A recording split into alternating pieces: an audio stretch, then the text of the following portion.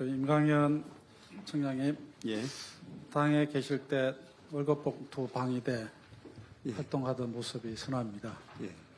오늘 또 업무보고에서도 따뜻한 세정 방향에 대해서 보고를 해주시고 그래서 기대가 큰데요. 예.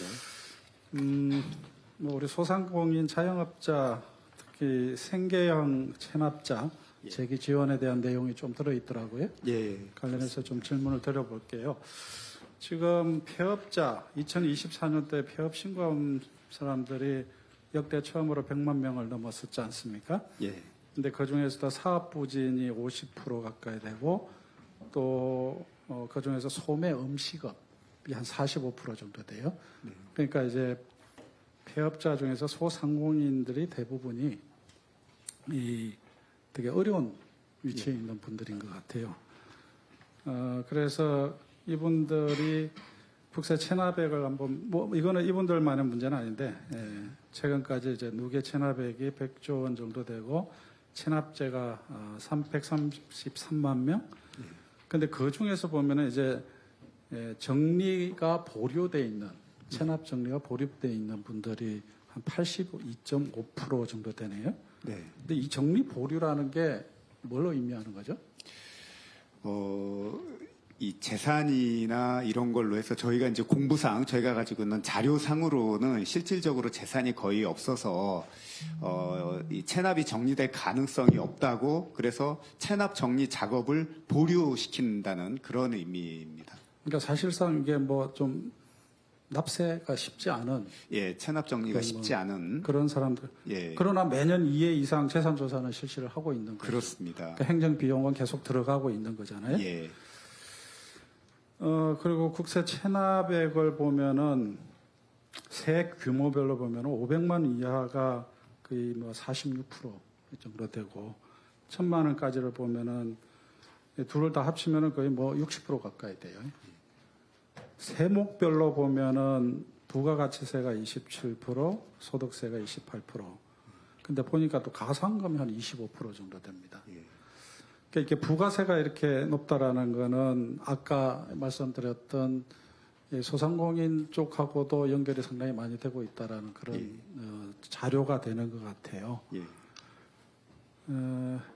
그래서 이 상당한 수가 저는 이게 결국은 우리가 코로나라는 특수한 시기를 거쳤지 않습니까? 예. 그리고 코로나 이후에 또 경제가 워낙 어려운 상황에서 소상공인 이 폐업자가 늘어나고 그 과정에서 세금 체납자가 많이 늘어난 상황이고 그게 벌써 한 3, 4년이 지나가고 있는 상황에서 지금 이 분들이 어떻게 경제적으로 재기할 수 있을 것이냐 이게 저희들한테 되게 중요한 과제가 된 것 같습니다. 예.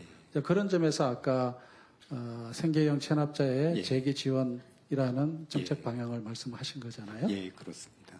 근데 이제 이 민간 쪽의 이 금융기관 쪽과 관련된 그 채무 부분에 대해서는 이재명 정부 들어와서 세도약 기금을 통해 가지고 채무를 조정하는 이제 프로그램이 진행을 되고 있지 않습니까? 네. 그리고 대통령께서도 못 갚을 빚을 탕감해서 새싹을 돋게 해야 된다라는 메시지도 최근에 또 내셨고요.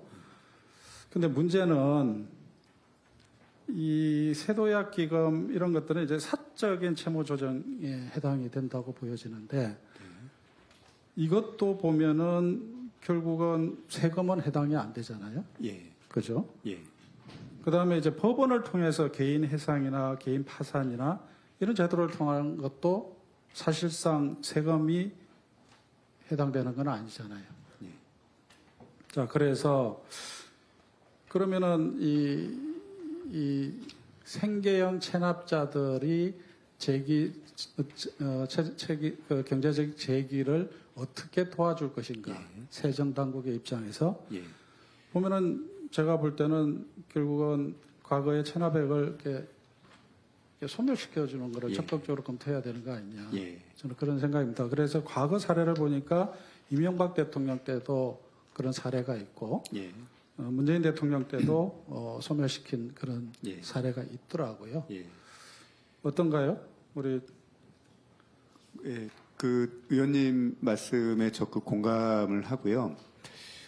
결국은 이제 생계형, 즉 쉽게 말하면 조차도 곤란한 그런 체납자들이 있습니다. 그래서 일단 저희가 현장을 좀 가보는 것이 중요하다고 생각이 됩니다. 그래서 현장에 가봐서 정말로 사는 형편이라든지 이런 걸 보고서 너무나 이 생계가 곤란하고 하면은 그분들은 현재는 납부 의무 소멸이 5억 이하면은 5년을 기다려야 되는데 그 5년 동안 너무 가혹하기 때문에 이렇게 일시적으로 그 의무 소멸을 해주고 이 사람들이 재기를 할 수 있게 해서 또 소득이 발생하면 나중에 세금도 내지 않겠습니까? 그렇게 가는 정책 방향이 맞다고 판단이 됩니다.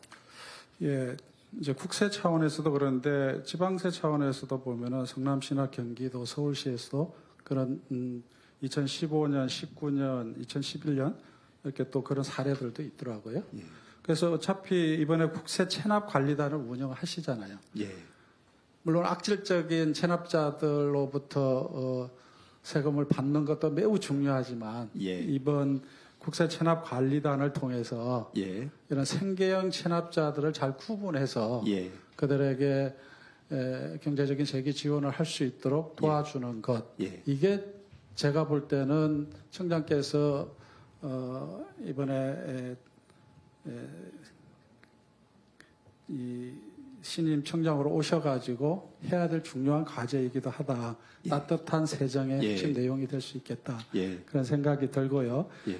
결국은 이제 법을 개정을 해야 될 거잖아요. 그렇습니다.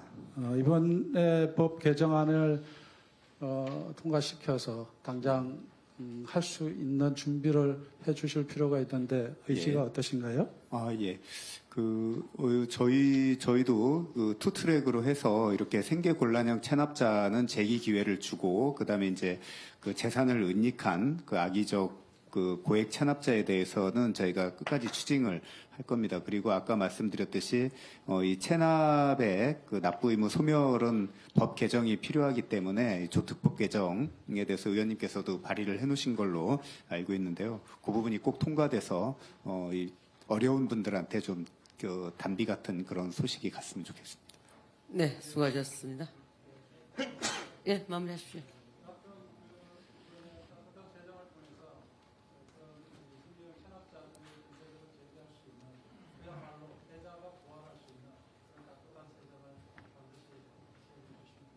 예, 최선을 다하겠습니다. 네, 수고하셨습니다.